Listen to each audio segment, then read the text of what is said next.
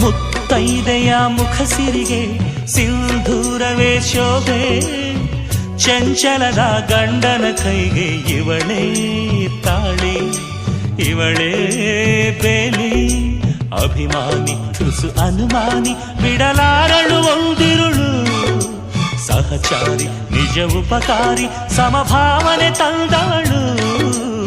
ಮಳದಿ ತಾನೇ ಪ್ರೇಮದ ಮಂದಾರ.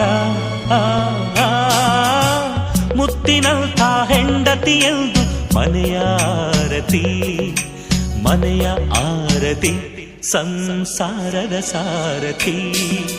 ಮಡದಿಯ ಕಿರುನಗೆ ಮನಸ್ಸಿನ ದೀವಿಗೆ, ಮಡದಿಯ ಸಂಭ್ರಮ ಬಾಳಿನ ಸರಿಗಮ.